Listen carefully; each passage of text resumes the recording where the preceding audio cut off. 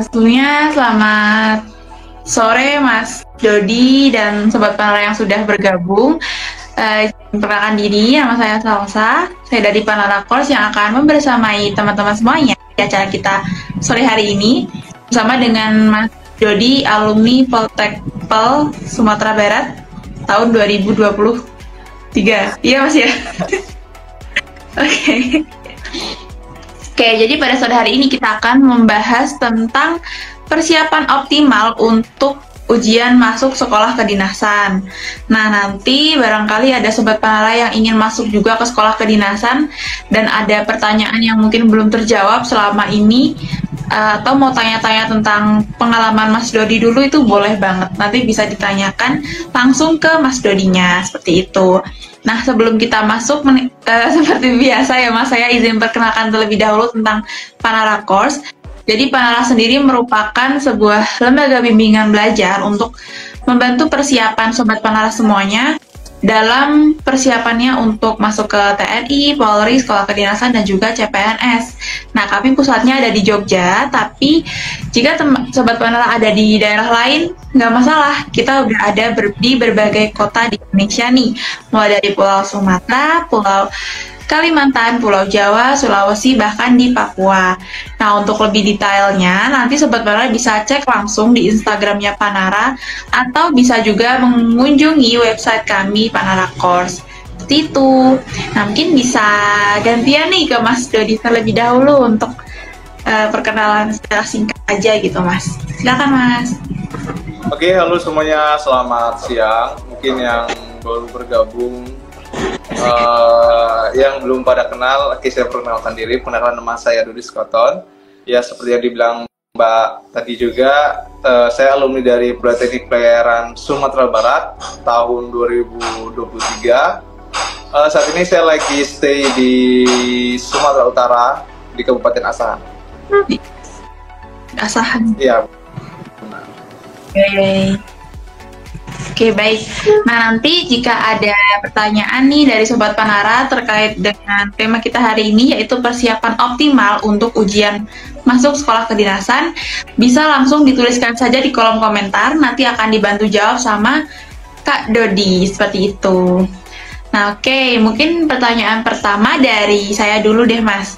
Kira-kira strategi terbaik untuk mengidentifikasi dan memanfaatkan potensi yang kita miliki itu untuk persiapan masuk ujian sekolah kedinasan, kira-kira apa nih Mas strategi yang terbaiknya, Mas? Oke, terima kasih untuk pertanyaan Mbak ya.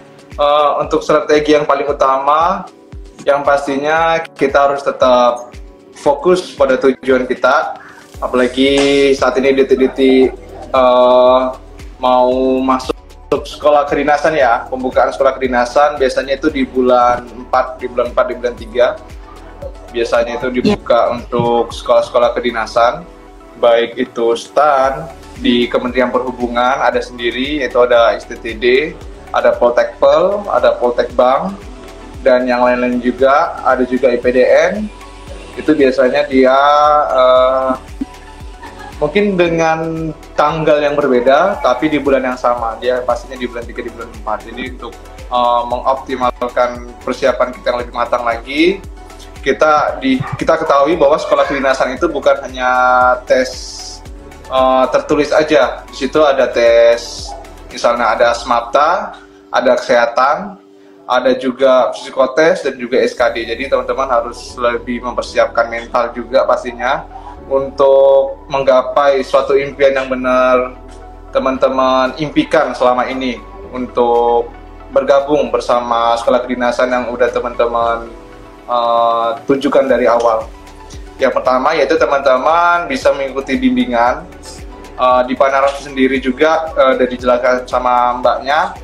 Di Panara juga ada tersebar di beberapa cabang yang berpusatkan di Yogyakarta, di Pulau Sumatera juga ada, di Sumatera Barat ada, Sumatera Utara ada, di Makassar ada juga.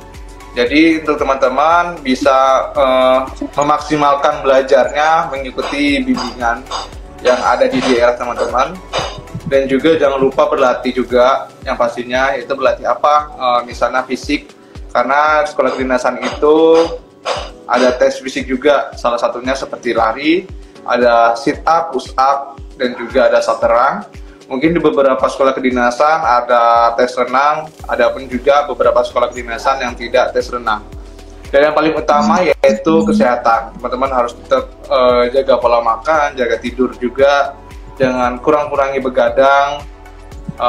Mungkin untuk minuman yang siap saji seperti minuman yang banyak mengandung gula, teman-teman bisa kurangi terlebih dahulu. Lebih banyak minum air putih, karena itu kembali ke diri masing-masing juga, karena kita tidak tahu videonya jatuh.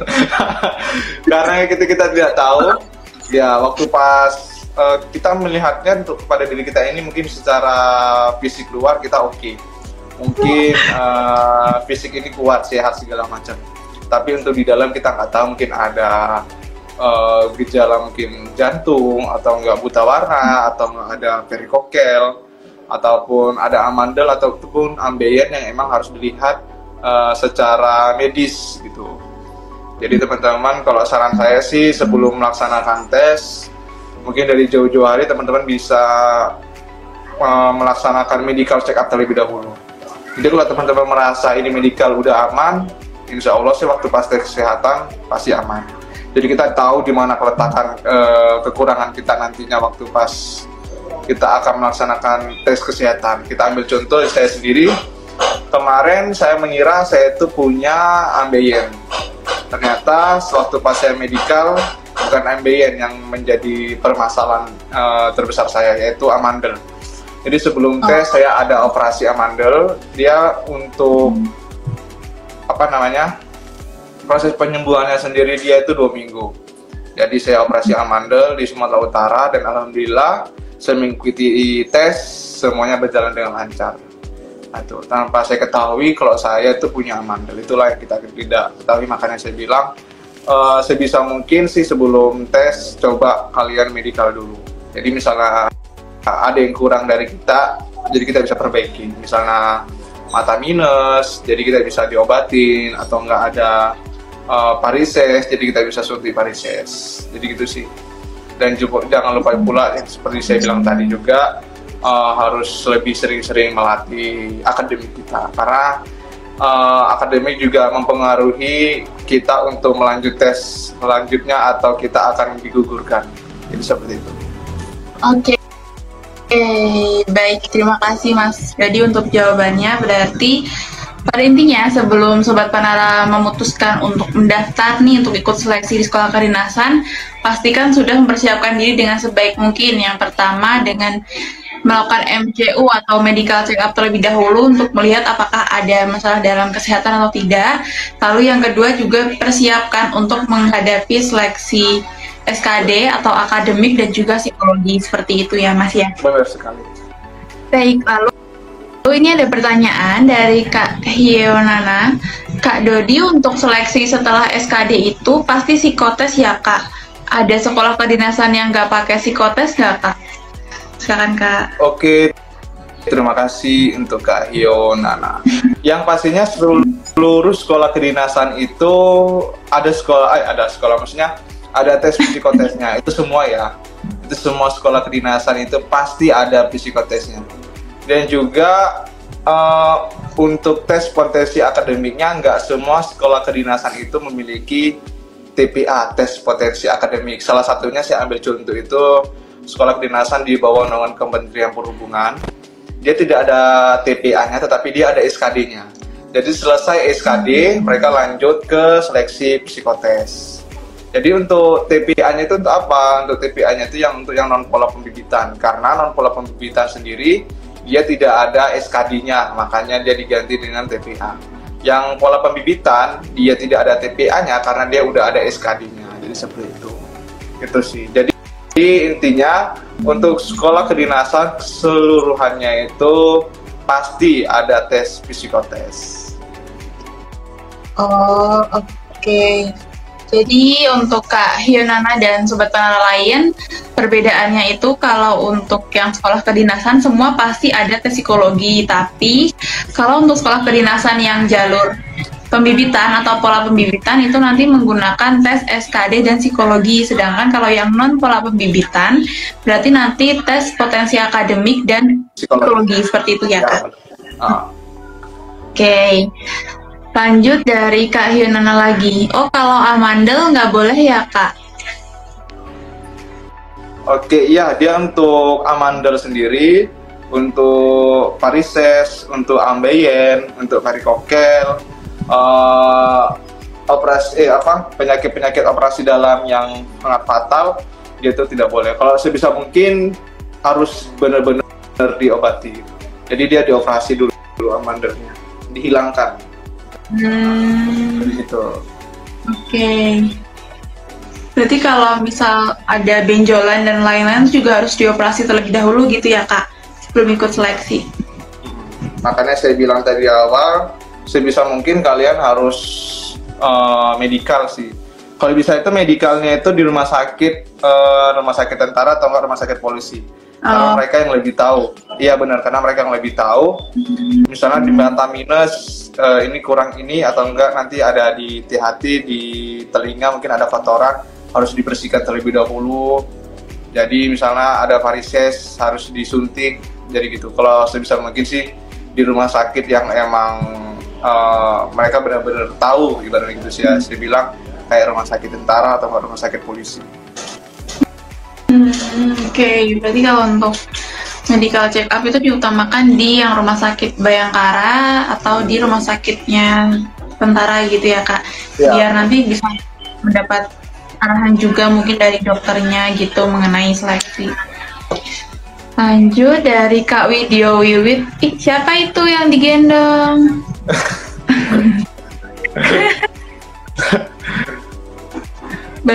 Baru ngeh. Oke. Tadi tes psikotesnya dalam bentuk apa ya Kak? Semua tes psikotes itu masuk dalam tahapan sendiri atau gabung dengan tahapan tes lain? Oke, jadi untuk psikotesnya sendiri itu dia tesnya sendiri. Dia biasanya selesai SKD, baru nanti dia masuk ke psikotes. Psikotesnya itu kan ada banyak tahapan juga ya. Ada beberapa jenis juga yang seperti hitungan koran, gambar, dan juga yang lain-lain. Itu sih kalau saya bilang untuk psikotes sendiri tes yang paling lama sih, membutuhkan beberapa setengah harian kalau saya bilang. Ya, seingat saya seperti itu yang paling lama sih psikotes, karena emang soalnya itu banyak kalau di psikotes, hampir sama seperti SKD, jadi itu. Kalau psikotes berarti 5-6 jam gitu ya, masih dalam satu kali tes? Ya, kurang lebih sih kayak 5-4, pokoknya dia yang paling lama sih kalau saya bilang. Oke, kalau SKD berapa jam nih Mas Dodi? Ada SKD, saya lupa pula SKD. Soalnya waktu pas SKD kan saya bilang kan saya pernah cerita juga, waktu pas ngambil yang pola pembibitan kan saya gugur di SKD. Itu kayaknya kurang lebih 2 jaman sih. Oh, 2 jam. Ya, emang yang paling lama itu di psikotes paling lama. Karena gini, kalau untuk SKD sendiri dia kalau yang pernah saya Kenapa? Anak kecil ini dari sini. Ini kalau dia yang di psikotes sendiri, dia biasanya untuk satu tahapan tes itu akan dijelaskan. Dia akan diberikan satu contoh soal untuk pengerjaannya. Makanya mungkin disitulah dia lama. Kayak misalnya untuk hitungan koran, dia nanti akan dijelaskan seperti ini. Sedangkan untuk SKD sendiri dia nggak ada penjelasan. Jadi itu sih bikin lama sebenarnya.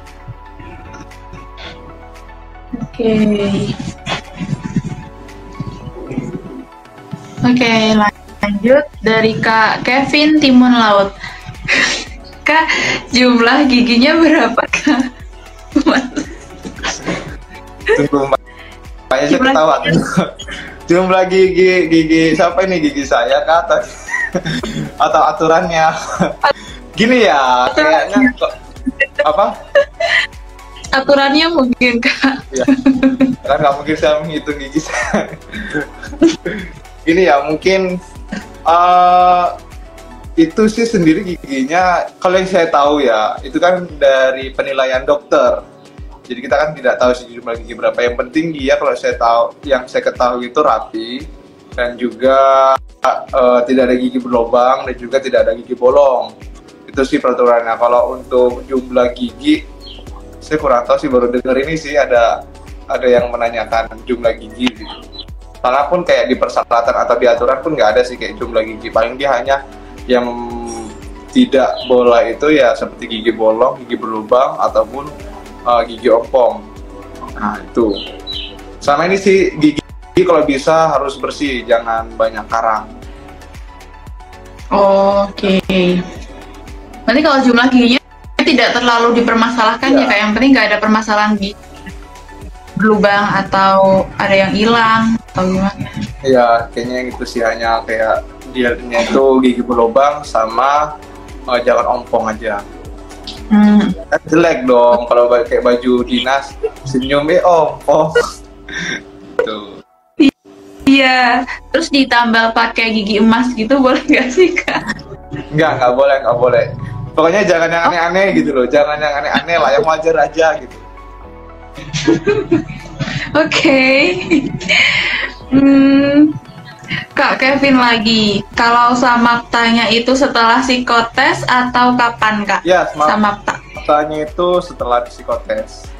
Oke. Selesai, baru kita lanjut samapta, kesehatan, baru interview, bisa interview itu terakhir. Oke. Jadi biasanya dia itu akademiknya dulu, dites, selesai akademik, baru fisiknya.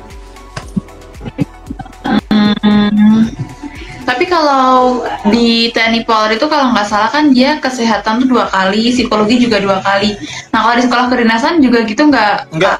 Atau sekali-sekali? Kalau untuk sekolah kedinasan itu dia hanya sekali aja. Kalau untuk kayak TNI Polri kan mereka kan ada kayak psikotes daerah sama psikotes pusat ya. Iya. Kalau untuk kedinasan, kalau untuk sekolah kedinasan dia nggak ada, dia hanya sekali aja. Oke. Kesehatannya juga 1 kali ya Mas ya? Benar, 1 kali aja untuk kesehatan. Oke. Lanjut dari Kak Ain Sufinas. Gemes banget tangan adeknya ih.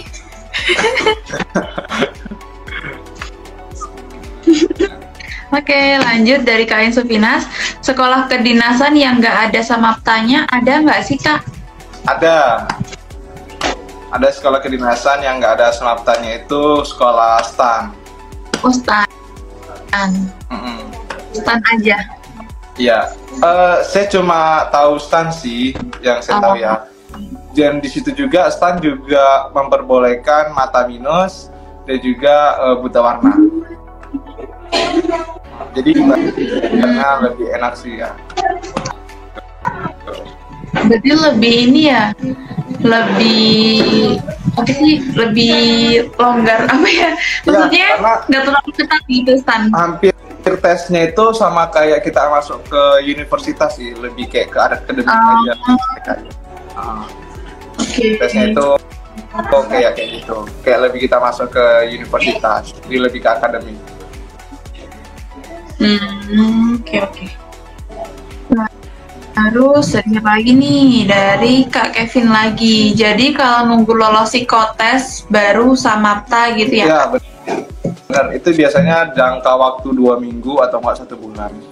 Jadi hasil pengumuman jangka waktu 2 minggu ataupun dia 1 bulan. Ya, jadi dia nunggunya itu emang lama. Setelah psikotes udah dilaksanakan, kita kan nunggu hasil. Karena sistem sekolah kedinasan ini dia sistem gugur. Jadi dia kan nggak kayak sekolah kedinasan yang lain, kayak mungkin kayak akpol ataupun akmil, kayak masuk polisi. Jadi dia sistemnya itu sistem gugur. Saya kasih contoh ya, mungkin kayak di Kementerian Perhubungan sendiri. Jadi dia selesai kita psikotes, kalau kita udah gagal di psikotes, kita nggak bisa lanjut lagi di tes selanjutnya. Jadi gitu. Karena apa? Karena tesnya ini sendiri dia berbayar. Ya, jadi kita nggak harus mengeluarkan seluruh uang kita lah ibaratnya gitu. Oke. Lanjut, belum ada pertanyaan lagi, berarti sekarang dari aku lagi deh Kak. Bagaimana sih dulu caranya Kak Dodi untuk mengatur jadwal belajar yang optimal supaya bisa mempersiapkan diri dengan baik sebelum ikut ujian? Oke, sesuai dengan pengalaman aku ya, aku dulu cerita lagi nih, nggak apa-apa cerita, kan orangnya. Ya, kan dulu aku juga pernah ngambil yang pola pembibitan di STIP Jakarta. Itu aku emang nggak ada ikut bimbingan sama sekali, juga ibaratnya itu kayak asal-asal ikut aja, yang penting sekolah kedinasan gitu ya. Jadi tanpa pengetahuan aku apa itu sekolah kedinasan dan apa yang harus aku persiapkan, dan terbukti emang kalau saya nggak ada ikut bimbingan ataupun saya tidak tahu mengenai informasi mengenai sekolah kedinasan, ya buktinya saya nggak lolos. Saya gugur di seleksi kompetensi dasar. Setelah lolos itu baru saya sadari bahwasannya untuk mengikuti bimbingan itu emang harus bagi kita masing-masing. Jadi setelah itu saya baru dapat Panara, yaitu di Sumatera Utara. Saya mengikuti bimbingan 1 bulan lebih di Panara, dan di Panara itu juga saya dikasih tahu cara mengerjakan soal psikotes, cara mengerjakan akademik. Saya belajar juga SKD sedikit karena saya bilang kan saya mau ambil yang pola pembibitan, jadi tidak ada tes SKD-nya, tapi saya belajar sedikit SKD. Dan selesai dari situ, alhamdulillah saya keterima di kampus Politeknik Pelayaran Sumatera Barat yang non pola pembibitan.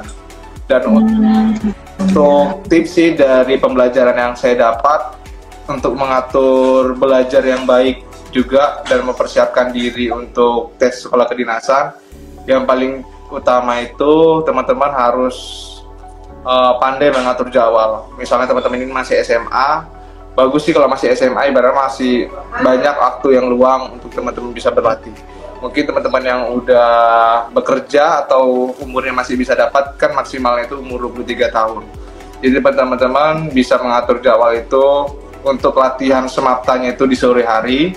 Ya bikin aja 1 jam dulu lah, kayak 1 jam sendiri di sore kalian bikin lari. Setelah lari kalian ambil push up, sit up, dan juga shuttle, coba shuttle juga. 1 hari ini mungkin dapatnya 10, nanti 3 hari ke depan tambah lagi 10 jadi 20, jadi bisa semaksimal mungkin nantinya waktu pas menjalankan tes.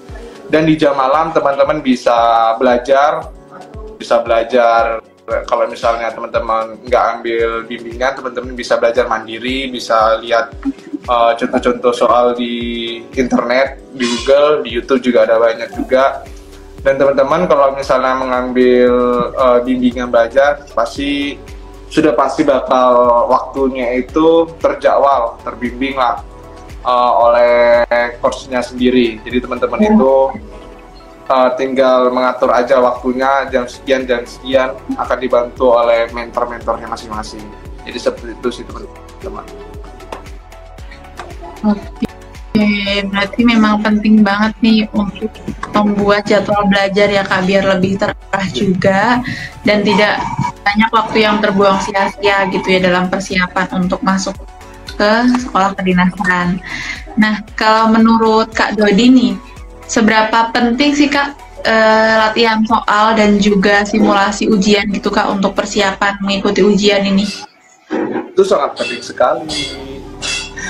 Oke. Itu sangat penting ya kalau untuk kita, kalau kita bahasa kitanya itu kan kayak ngulek-ngulek soal.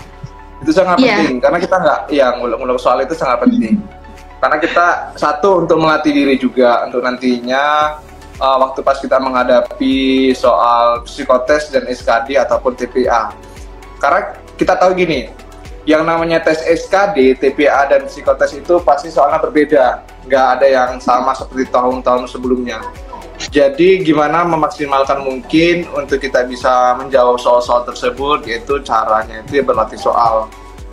Yang pastinya dia nggak akan jauh-jauh sih dari kunci-kunci jawaban yang sebelumnya, kayak kunci-kunci jawaban SKD, dan arahnya juga bakal ke situ. Dia hanya membedakan mungkin kayak sedikit perbedaan mungkin tempat ataupun cara perhitungannya. Jadi itu sih kalau untuk saya. Jadi yang terpenting sih emang teman-teman harus selalu sering mengulang-ulang soal-soal lagi. Kalau bisa nanti kalau misalnya teman-teman ikut bimbingan, karena nanti kan bakal ada diajarin itu kayak cara pemecahan soal, dan nanti bakal dikasih contoh soal. Teman-teman kalau bisa juga bikin soal sendiri aja, jadi bikin soal sendiri kayak jawab sendiri gitu. Banyak bikin soal sih sebenarnya. Oke, berarti sangat-sangat penting nih buat Sobat Penara dengan sering-sering latihan soal supaya terbiasa juga dengan soal-soalnya, atau mungkin bisa juga saat mengerjakan soal itu dengan diberi waktu gitu ya Kak ya.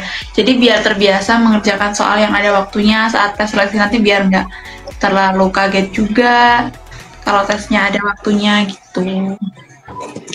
Oke. Lanjut pertanyaan dari Kak Perlarion di kolom komentar nih Kak Perlarion. Itu tesnya lokasinya di mana Kak tiap tahapannya? Oke, untuk sekolah kedinasan sendiri di bawah naungan Kementerian Perhubungan, dia per tiap daerah itu ada tempat tesnya sendiri. Misalnya teman-teman mau ngambil penerbangan Banyuwangi, untuk ke Banyuwangi ini kan jauh ya, teman-teman itu misalnya lokasinya itu ada di Medan. Teman-teman bisa ambil tesnya itu di sekolah kedinasan yang dekat di daerah teman-teman. Misalnya di Kota Medan itu ada Politeknik Penerbangan Medan, tapi teman-teman mau ngambil sekolahnya itu di Banyuwangi. Karena masih satu bapak, yaitu Kementerian Perhubungan, jadi teman-teman masih bisa ngambil tesnya itu di Medan. Jadi nggak harus teman-teman jauh untuk tesnya itu di Banyuwangi. Sama halnya teman-teman mau ambil sekolah pelayaran di Sumatera Barat. Untuk ke Sumatera Barat sendiri kan jauh. Jadi teman-teman masih bisa juga tesnya itu di Politeknik Penerbangan Medan. Yang terpenting adalah satu bapak. Satu bapak itu yaitu satu kementerian. Itu sih maksudnya. Oke. Nah, kalau untuk lokasinya itu gimana sih Kak? Jadi misalnya mau masuk ke Poltekpol ya harus di Poltekpol, tapi Poltekpol lain daerah nggak apa-apa, tapi atau tesnya di sekolah-sekolah gitu Kak. Misal kalau masuk PTN itu kan biasanya tesnya ya di SMA atau tempat terdekat gitu loh Kak.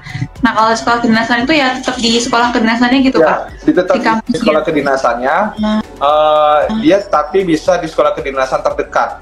Nah, seperti saya bilang ya, sekolah kedinasan terdekat, walaupun kita ambilnya itu bukan sekolah kedinasan di situ. Oke. Berarti bukan di kayak sekolah SMA atau di apa gitu ya Kak, tapi memang langsung di kampusnya gitu, tapi ya, beda daerah ya. Benar. Oke. Lanjut pertanyaan dari Kak Perlarion lagi. Sekolah kedinasan di bawah naungan Kemenhub ada yang boleh lulusan jurusan bahasa nggak Kak? Atau sekolah kedinasan lain gitu ada nggak Kak? Maksudnya lulusan jurusan bahasa? Jurusan bahasa, iya. Kalau di SMA itu kan ada IPA, IPS sama bahasa gitu kadang Kak. Nah itu bisa nggak? Emang ada jurusan bahasa baru? Ada kalau di tempat saya ada. SMA, IPA, IPS, bahasa? Iya. Mungkin di beberapa tempat udah dihapuskan Kak yang untuk jurusan bahasa, tapi beberapa masih ada juga yang jurusan bahasa gitu. Saya tahu kan cuma IPA, IPS gitu kan, dua itu aja. Iya. Iya. Jurusan bahasa. Saya baru dengar. Soalnya gini, saya nggak tahu ya untuk jurusan bahasa ini gimana, tapi kalau secara saya baca brosur, untuk nggak pernah saya ketemukan itu penerimaan untuk misalnya contoh jurusan nautika, dia nggak ada diterima untuk jurusan IPS ataupun jurusan bahasa, karena untuk nautika dan teknika sendiri dia hanya menerima jurusan IPA gitu. Tapi yang transportasi laut dia menerima jurusan IPA dan IPS. Bahas baru dengar, serius saya baru dengar sih ada jurusan. Kalau Oh, bahasa luar negeri. Iya, jurusan bahasa. Mungkin emang dihapuskan sih di beberapa tempat, Kak. Mungkin di luar Jawa juga udah jarang ada gitu ya. Hanya 1-2 juga sih di sini. Oke, lanjut dari siapa lagi nih? Kan menjelang akhir pasti lumayan rame Kak yang tanya, Kak. Dari Kak Aini Ulfa. Kak, STPN Ikatan Dinas bukan ya? Apa itu banyak STPN? Sekolah Tinggi Perikanan ya? Pertanahan atau perikanan ya, Kak? Saya juga lupa.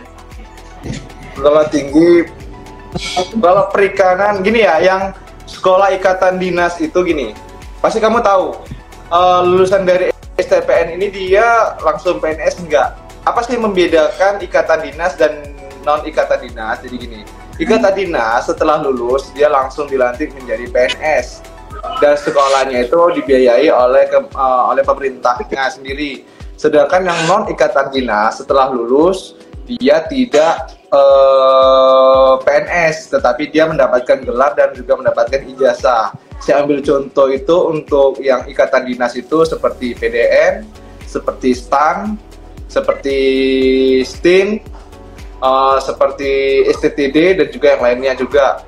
Sedangkan untuk yang non ikatan dinas itu saya ambil contoh itu seperti sekolah perikanan, seperti politeknik pariwisata dan juga yang lainnya, itu non ikatan dinas. Karena apa? Karena mereka setelah lulus tidak PNS ataupun tidak ASN, tetapi mereka mendapatkan gelar dan juga ijazah. Jadi seperti itu. TPS ini pertanahan atau apa gitu? Yang di atas berarti ya? Ya, kamu cek aja ya. Oke. Gimana nih Kak Aini Ulfa? Ya, pertanahan. Ya, itu non ikatan dinas, non ikatan. Non ikatan dinas ya, Kak. Non ikatan dinas ya, itu non ikatan dinas. Oke. Berarti nanti nggak bisa langsung jadi ASN. Ya. Oke. Lanjut, mana lagi nih? Oke, nggak ada. Belum ada pertanyaan lagi, berarti dari saya lagi. Nah, mungkin bisa dikasih tips nih Kak Dodi, cara untuk mengatasi kendala dan juga tantangan saat mempersiapkan diri untuk masuk atau untuk ikut ujian sekolah kedinasan, Kak. Oke. Yang paling utama itu terkendalanya itu pertemanan. Untuk saya pribadi ya pertemanan, karena gini, seperti saya ambil contoh, untuk kita masuk sekolah kedinasan ini kan kita tidak mengenal satu sama yang lain, ibaratnya kayak gitu. Karena yang tes itu bukan hanya di satu sekolah kita, ibaratnya saya dari SMA 1A, dan yang tes itu bukan hanya SMA itu aja, itu seluruh Indonesia ada di situ semua. Kita harus banyak-banyak relasi pertemanan, harus jangan ibaratnya, karena gini, nantinya kalau kita nggak tahu mengenai informasi, nanti kita pasti akan tanya ke teman kita. Itu biasanya ada grup tersendiri, baik itu di Telegram maupun WhatsApp. Dan juga yang kedua adalah mental. Teman-teman namanya udah lulus SMA pasti udah harus memiliki mental yang cukup untuk menjalankan sebuah tes, karena persiapannya itu sangat benar-benar membutuhkan effort dari teman-teman sendiri. Yang pasti teman-teman harus membuat SKCK. Sebisa mungkin teman-teman jangan lagi kita melibatkan orang tua untuk mengurus dokumen, ibarat kayak gitu. Dan juga untuk data-data yang lain seperti persiapan berkas-berkas, seperti surat keterangan belum menikah dari kantor kepala desa, teman-teman harus lebih persiapkan lagi. Dan juga untuk persiapan yang lain seperti yang saya bilang, kayak untuk psikotes, kayak akademik maupun SKD, teman-teman bisa melatih diri dengan melalui sosial media yang teman-teman miliki, bisa buka internet untuk contoh-contoh soal. Kalau teman-teman emang bersistem belajarnya ini nggak bisa belajar melalui internet, teman-teman bisa mengikuti bimbingan. Jadi nanti dari bimbingan tersebut bakal dilatih sih. Dan juga di Panara ada beberapa banyak program yang teman-teman bisa ambil. Karena teman-teman ini tipikal orangnya itu yang nggak bisa belajar rame-rame. Teman-teman itu tipikalnya belajarnya itu kalau bisa 3 atau 2 orang ataupun sendiri. Jadi biar lebih fokus. Jadi teman-teman nanti bisa ambil beberapa program yang emang udah disiapkan oleh Panara, biar teman-teman itu belajarnya itu lebih maksimal. Jadi teman-teman sebelum mengambil Panara sih harus konsultasi dulu terlebih dahulu. Itu sih emang persiapan yang harus teman-teman persiapkan dari sekarang. Oke. Sekolah kedinasan yang non ikatan dinas gampang jadi PNS nggak, Kak? Oke, itu tergantung dari kembali ke diri kita masing-masing gitu. Karena kalau kita mau tes PNS itu bakal temui SKD juga. Kalau teman-teman memang mau niatkan masuk PNS, ya belajarlah lagi kayak mungkin SKD. Dan juga saya belum pernah coba PNS ya, jadi saya nggak tahu tahapan PNS ini gimana. Yang saya ketahui pasti ada tes SKD-nya. Kembali juga kalau teman-teman nggak bisa mengerjakan soal SKD, kan teman-teman kan ini kan waktu pas tes aja kan nggak ada tes SKD-nya. Jadi teman-teman bakal nggak tahu nih SKD ini ada apa aja. SKD itu kan ada banyak, ada TIU, ada TWK, dan juga ada TKP. Jadi teman-teman kembali lagi lah ikut bimbingan. Bimbingannya itu bimbingan untuk masuk PNS. Jadi gitu. Itu sih. Oke. Tapi Kak Dodi pernah ada bocoran gitu nggak, Kak, dari temennya saat pembelajaran untuk yang jalur pembibitan sama non pembibitan itu kira-kira sama nggak, Kak, dari segi materinya atau pengajarnya atau sistemnya gitu, sama nggak sih, Kak? Untuk pendidikannya sendiri dia sama, nggak ada pembedaan antara non pembibitan dan pembibitan. Dia hanya membedakannya itu golongan aja. Gini, setelah lulus mereka PNS, dan yang non pola pembibitan setelah lulus mereka nggak PNS. Untuk pembelajaran sendiri dia sama. Untuk kemarin di tahun 2019 itu untuk yang pola pembibitan dan non pola pembibitan dia dicampur kelasnya. Jadi untuk yang pola pembibitan itu dipecah. Sedangkan masuk tahun 2020 sampai sekarang itu yang non pola pembibitan dan pola pembibitan dia kelasnya itu dibeda. Tetapi tetap sama, untuk materi pembelajarannya itu sama, dosennya tetap sama, ada yang dibedakan. Hanya membedakannya itu setelah lulus mereka PNS, yang non pola pembibitan setelah lulus dia belum PNS, itu aja membedakan. Oke. Baik, lanjut pertanyaan dari Kak Hionana. Kak, tiap tahun formasi yang dibuka di setiap jurusan itu sama nggak sih, Kak, kuotanya? Untuk per tiap tahunnya itu berbeda. Dia tergantung dari asramanya sendiri juga yang paling utama.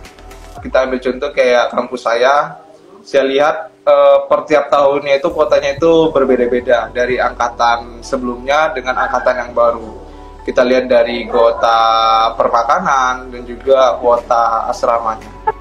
Itu sih. Tapi kalau untuk yang pola pembibitan sendiri dia sama juga.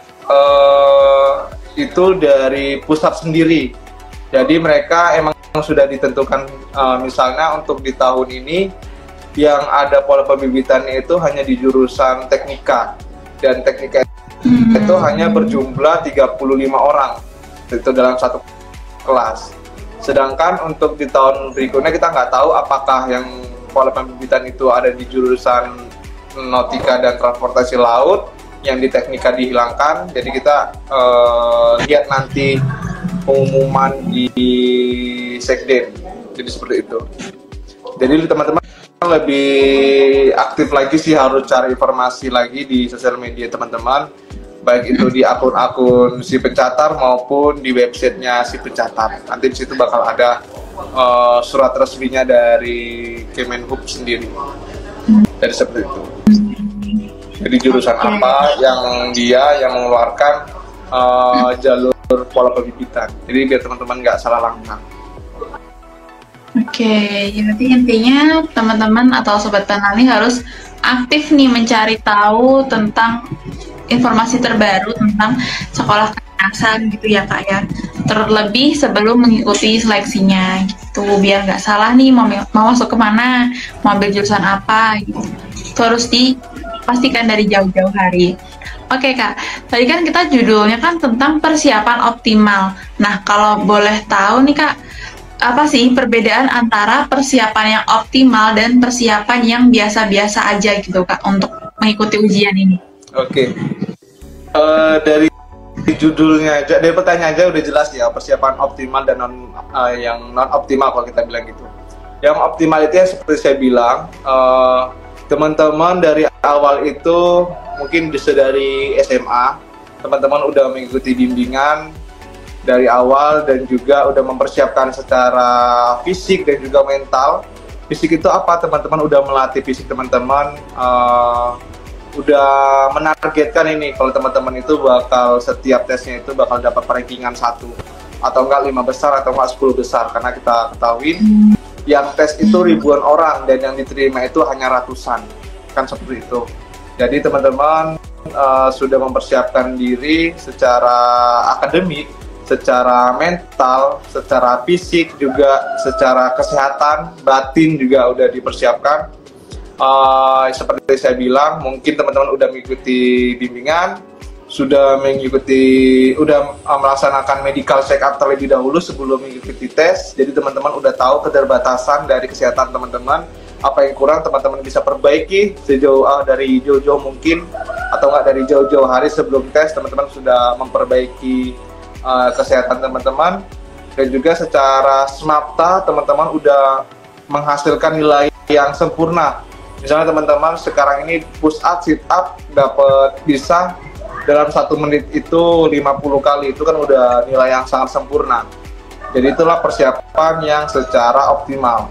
Sedangkan persiapan yang tidak optimal itu ya mungkin teman-teman, saya tidak menyalahkan teman-teman juga ya mau mengikuti bimbingan atau enggak, itu tergantung dari teman-teman juga sendiri.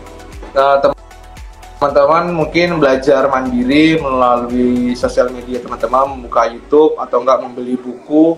Kalau untuk saya pribadi sih, saya orang yang kurang paham ya, kurang mengerti tanpa ada pembimbing. Kalau saya cuma baca buku atau enggak melihat internet, saya kurang paham juga kalau saya sendiri belajar melalui seperti itu. Dan juga teman-teman nggak pandai mengatur untuk jadwal latihan. Misalnya teman-teman untuk hari ini memaksakan diri, misalnya push up itu harus dapat 40, itu kan terlalu memaksakan diri, itu nggak akan bisa. Bisa tapi biasanya teman-teman badan ini akan lemas semua, akan capek gitu, karena otot-otot teman-teman itu bakal tegang, bakal kaget. Makanya saya kasih saran, misalnya hari ini teman-teman coba 10, nanti 3 hari ke depan teman-teman tambah lagi 5 atau nggak tambah lagi 10, maka akan optimal sih, teman-teman bakal mendapatkan target dalam 1 menit itu bisa 40 bakal 50 push up. Dari itu sih yang membedakannya. Jadi kalau untuk rankingan sendiri, kalau secara optimal dan non optimal, yang pastinya yang optimal ini udah pasti dengan persiapan yang sangat matang, dia bisa mencapai target dia, bahkan melebihi target dia, bisa di dalam 5 besar ataupun dia dapat posisi utama, karena dia paham kalau dia namanya udah menargetkan satu tujuan, pasti dia benar-benar memposisikan diri dia itu untuk menjadi yang pertama, karena dia tahu saingan dia itu banyak ribuan orang dan yang diterima itu hanya ratusan. Jadi itu sih. Oke. Siap-siap, berarti cukup berbeda ya antara persiapan yang optimal dan juga persiapan yang biasa-biasa aja. Nah, sekarang tinggal kesempatan nih mau mempersiapkan diri secara optimal untuk meraih hasil yang maksimal juga, atau mau mempersiapkan diri yang biasa-biasa aja. Lebih ke pasrah deh, ya udah deh gimana ya deh siapa gitu. Iya, benar banget, pasrah aja gitu. Iya, pasrah aja lah. Yang penting nyoba dulu deh, gitu, modal nekat dulu deh. Nah, tapi boleh sih sebenarnya. Boleh ya Kak ya. Iya, harus persiapan. Bakal membuang-buang waktu. Betul. Membuang-buang waktu banget. Menyala abangku ya, menyala. Ini udah merah loh, aku menyala ini. Oke. Kasih sih dapat salam dari amaku, dari Azza, dari ayah juga. Di keluarga nonton bareng. Ini ada salam buat Kak Dodi nggak? Masa dari buat aku doang? Nonton bareng nih ada Kak Dodi. Si Aini Ulfa mau daftar ke sekolah kedinasan mungkin. Nah, ntar bisa langsung menghubungi Kak Dodi nih mau tanya-tanya lebih dalam, boleh loh. Ada Kak Dodi, ada orang tuanya juga. Bapak Ibu tolong diizinkan Kak Aini Ulfa mendaftar di sekolah kedinasan gitu, didukung Bu, Pak, putranya Pak. Oke. Pak dukung Bu, Pak. Iya Pak, ini Pak, Aini Ulfa mau daftar sekolah kedinasan Pak.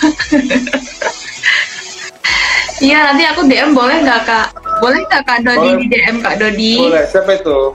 Ainulfa. Dari Aini Ulfa. Boleh. Boleh tuh, Aini Ulfa siap. Kak Dodi siap untuk membantu nih buat Sobat Clara yang mau masuk ke sekolah kedinasan, mau tanya-tanya.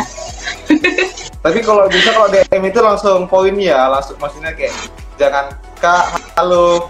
Nah, itu kadang-kadang aku nggak mau ini sih. Iya. Karena banyak itu. Iya. Ya maksudnya itu langsung poin. Jadi saya baca poinnya ada keperluan untuk bertanya gitu. Jangan siang Kak. Kalau siang aja kayak banyak yang nge-DM siang Kak segala macam halo gitu kan. Maksudnya kayak langsung poin pasti saya baca, saya langsung balas.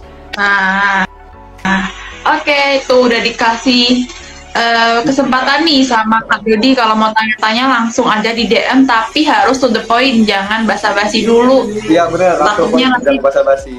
Takutnya cuma dibaca aja kayak di scroll aja. Iya. Betul, apalagi kan Kak Dodi pasti banyak banget aktivitasnya gitu ya Kak ya, jadi kita harus langsung aja gitu biar langsung dibalas juga, dapat jawaban dari Kak Dodi. Oke, Pak dibantu Pak. Aku nggak mau baca pakai nada sih. Nadanya kamu. Rugi dong. Iya, rugi dong. Iya, kalian udah persiapan tapi nggak ikut bimbingan di Panara, ternyata nggak lulus. Rugi dong. Iya, rugi dong kamu. Oke, tadi ada pertanyaan lagi nggak sih ya? Dari Kak Rania. Kak izin bertanya, kalau pernah ikut Menwa, apakah mudah daftar TNI? Menwa? Ya, aku juga lagi mikir Menwa. Apa tuh? Menwa tuh kayak ini deh, ekskulnya di kampus kayaknya. Kayak PBB kalau di SMA, paskibnya kayaknya sih gitu deh. Kayaknya Dulu pasti di kampus. Iya. Gini, kalau kalian kegiatan resmi memiliki sertifikat yang emang kan ada sih dia sertifikat yang memiliki poin, ya mungkin kayak PBB atau enggak lomba-lomba tingkat daerah, tingkat nasional, itu kalian bisa pergunakan karena itu sangat mendukung sekali. Itu mendukung, bukan gini ya, bukan menjamin teman-teman itu dengan kalian ikut menang juara satu di daerah bisa langsung lolos, enggak, cuma hanya membantu. Ingat ya, itu hanya membantu bahwasannya teman-teman itu memiliki talenta atau memiliki bakat untuk bisa bergabung di kedinasan mereka. Dan tetap juga teman-teman bakal mengikuti tes kayak psikologi, kayak kesehatan, kayak SMAPTA, itu tetap ada tesnya. Itu hanya membantu teman-teman supaya ada pertimbangan dari para finalis yang lain. Jadi itu sih. Oke, berarti mungkin dari Kak Rania tadi, jika ada sertifikat atau piagam penghargaan, jika pernah ikut perlombaan dari Menwa itu, tadi ikut sertakan aja Kak, siapa tahu nanti bisa membantu juga atau menambah poin barangkali, jadi bisa dilampirkan aja gitu. Ini sih biasanya ditanyanya itu waktu pas tes ini sih, interview sih biasanya ya. Dia timbul-timbul pertanyaan itu waktu pas tes interview, selama kamu sebelumnya kegiatan apa, bisa seperti itu. Itulah yang kalian jelaskan dan nanti itu bakal disuruh praktekkan gitu untuk sebagai pembuktian. Karena saya menang juara taekwondo nasional, ada buktinya nggak? Kalian bisa cantumkan, saya ada membawa sertifikat nasionalnya dan saya bisa tunjukkan di depan Bapak dan kalian bisa les itu kayak taekwondo atau segala macam gitu. Itu sih, itu biasanya di interview yang kayak gitu. Oke, interview ya. Oke, baik. Mungkin dari Kak Rania tadi, jika sudah aktif mengikuti Menwa itu, mungkin dari fisiknya udah siap juga nih Kak, menjadi anggota abdi negara ya Kak, ada dia. Udah terlatih nih, ya pasti nih. Buat Semangat bisa dicoba. Oke.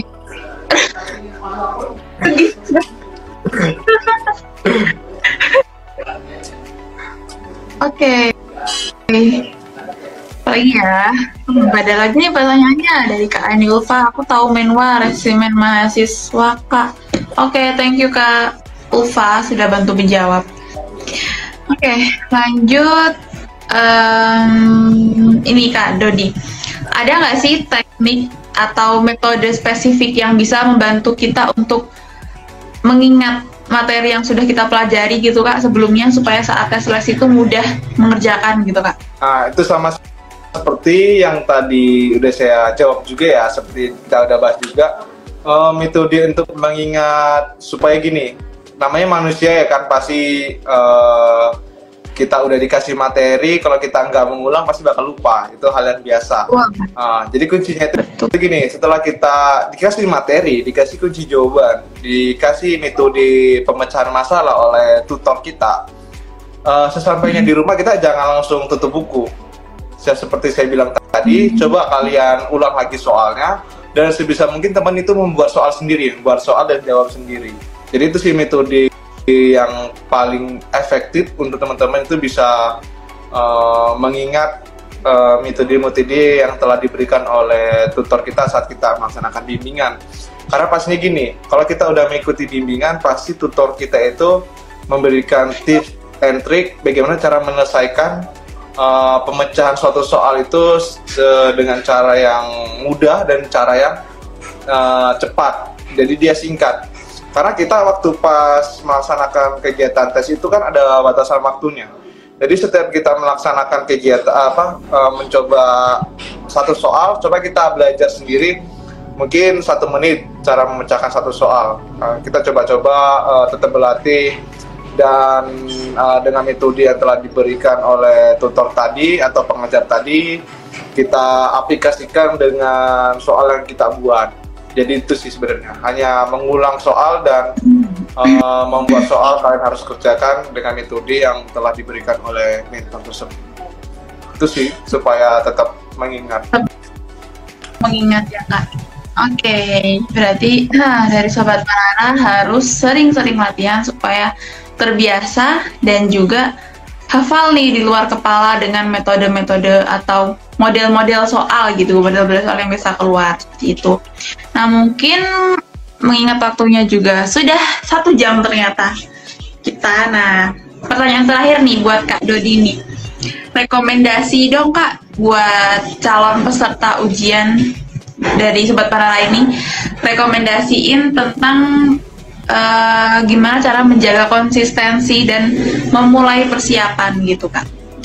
Oke, untuk konsistensi mengenai persiapan yang pastinya untuk untuk maksudnya untuk adik-adik atau enggak tuh teman-teman, adik-adik nggak tuh? Yes ya, adik-adik ya kan SMA Iya. berumur ya. Untuk adik-adik ataupun teman-teman yang emang udah bertujuan atau udah menanamkan di hati teman-teman untuk masuk sekolah kedinasan, cobalah teman-teman mengeluarkan sedikit modal untuk mengikuti bimbingan.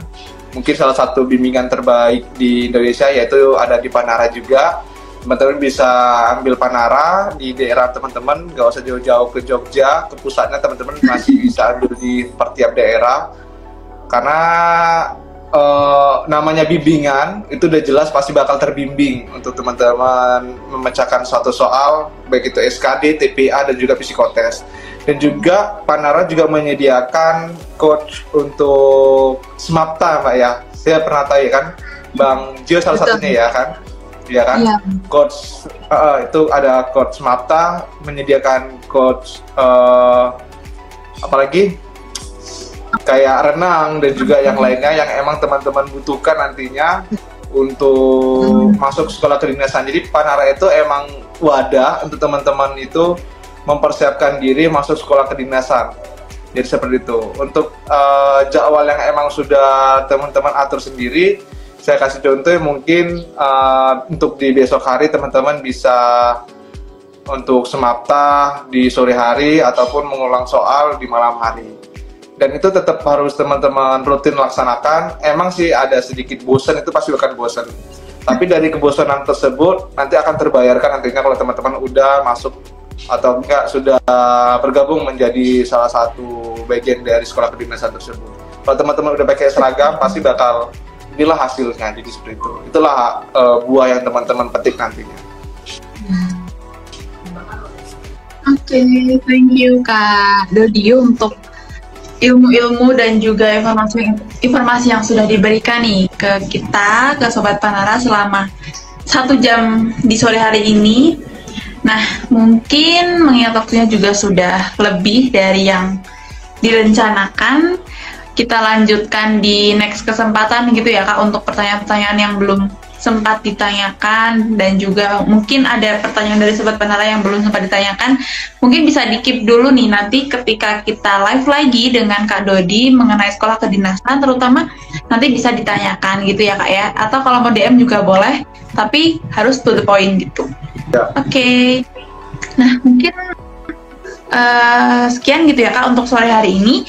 Nanti kita lanjutkan lagi di next waktu. Mungkin bisa ambilnya di malam hari aja Kak, biar Sobat Panaranya cukup banyak yang join juga. Mungkin kan kalau apalagi weekend ini pasti pada jalan-jalan gitu Kak sama pacarnya Kak. Apa daya punya pacar ini? Gimana? Apalah daya yang nggak punya pacar ini? Ih, bohong banget nih Kak Dodi, bohong banget. Guys, Kak Dodi lagi berbohong. Serius, nggak ada ya. Kita kosong. Kita fokus sebenarnya, lebih fokus aja sih. Betul, setuju. Oke, buat Sobat Panara juga kalau bisa sih fokus dulu aja nih meraih cita-cita, cintanya nanti dulu aja gitu. Kalau udah berhasil meraih cita-cita, baru cintanya gitu. Oke. Sampai bertemu di lain kesempatan semuanya. Selamat sore, saya pamit undur diri terlebih dahulu. Terima kasih sekali lagi buat Kak Dodi yang sudah membersamai kita di sore hari ini. Sampai bertemu di lain kesempatan semuanya. Terima kasih Kak Dodi. Dadah, selamat sore semuanya.